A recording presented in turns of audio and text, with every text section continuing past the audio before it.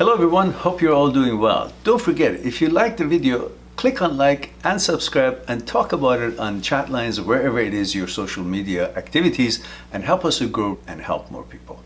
I'll talk to you soon.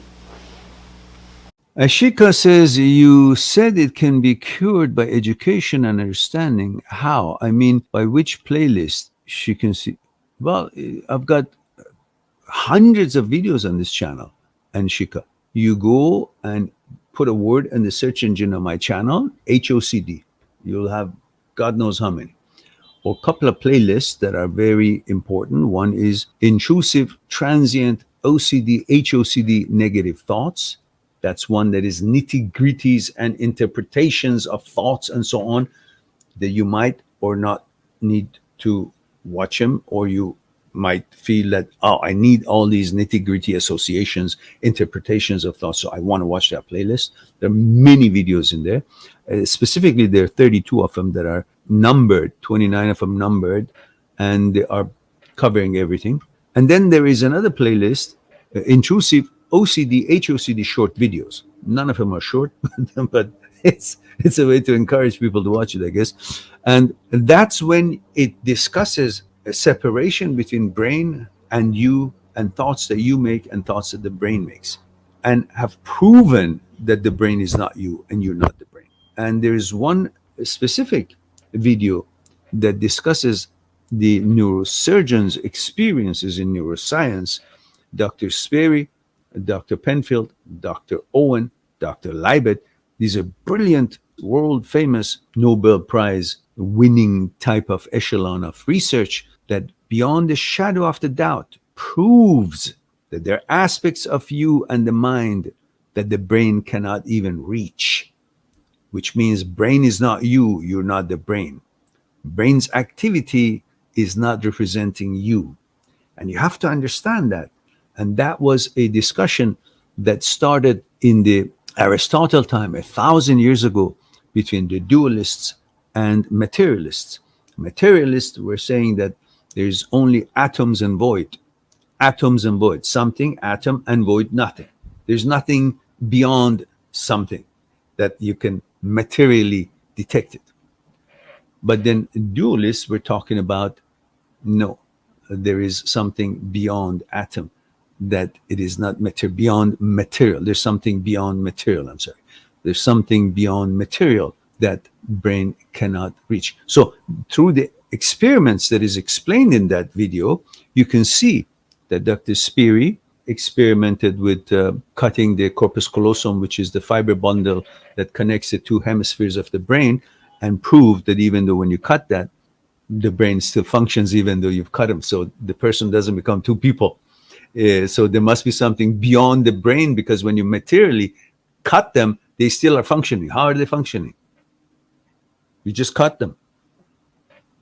And they were actually looking for a solution or a remedy to seizure problem. And they thought because seizure would start in one part of the brain and then it would travel through corpus callosum to the other hemisphere, and they would become a general seizure, then a localized one. So they decided to cut that and see what happens. And of course, seizure went down and was pretty much helped, but it didn't stop the brain functioning normally, even though they were cut in half. So the person didn't become two characters or two separate individuals. They still function. So they found out there's something more than the material that makes the brain works. And that is when they, through also other scientists like Dr. Penfield, tried to localize different function of the brain. For example, they tried to find a place in the surgeries that they did to manipulate or stimulate a part of the brain that is responsible for you to see a light or say a word or move a hand. They could localize these points, but they couldn't localize the compassion center, couldn't localize math center, couldn't localize political discussions or political point of views in the brain. They couldn't change your consciousness. They couldn't localize the consciousness. So again, that was a different brilliant study. And of course, Dr. Owens shown that a woman's brain was smashed in an accident and it's in vegetative state and it should have not functioned at all, but they could still communicate. She could still even do math. So what is it that when the brain is smashed, still can function? There's something beyond the brain. Then, of course, Dr. Libet, amazing, amazing discovery. That for that, it's too long. I'm going to put the link here for whoever is interested. It's a 45 minutes video, very informative, and I highly recommend it to every one of you to watch this if you haven't. And the name of it is "Are You or the Brain is the You?" So these videos have been there for you. Okay, that's the link for it, and I hope that you will enjoy it. I spend lots of time researching. These are based on the research of Dr. Egnar, of all these other experts and scientists and neurosurgeons in the 30s and 60s and 70s, and these brilliant neurosurgeons have completed these studies. Yeah, and Shika, you constantly, that's an OCD brain, you constantly stick into negative. Those people who say that, they're a bunch of idiots who've said that. They're not knowledgeable, they're not qualified, and they may have alternative motives. But what they're saying is not scientific, it's bullshit.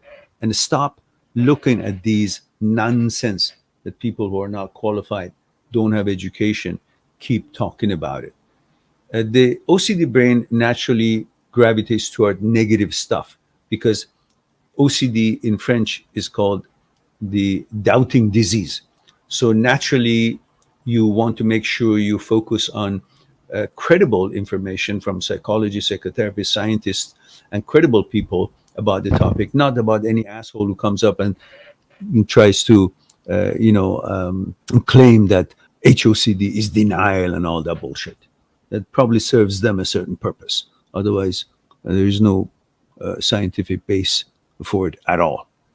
So you must find psychologists who are expert in OCD and subsets of OCD, as I mentioned, famous, educated psychotherapists, psychologists, such as Dr. Jan Weiner, such as Dr. Philipson, and such as Dr. Schwartz. These are people who spend their life studying and coming up with ways to help people, rather than some who doesn't know anything, just studied psychology and he thinks he knows everything about psychology. Like any other part, has specialities, so it needs to be considered. And Shika says, thank you for the video link. You're welcome. Subscribe on my channel, visit my channel, and go through the videos that you might be interested in. Mind@seekstruth.com is making it one step away to talk to me one-on-one on Skype and discuss what's concerning you. I'll talk to you soon. But we too, like the iceberg, have 1,000 times bigger powers that is not visible, and we must. Why? Is it something we're rambling on and I expect you to accept it?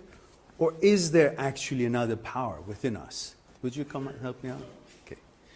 What I want you to do is put your hands underneath my arms and just lift me up. There we go. Okay, now, that's my physical part, right? Same thing, again, with that. Just want to see if there's any difference. Go ahead. Now, go ahead.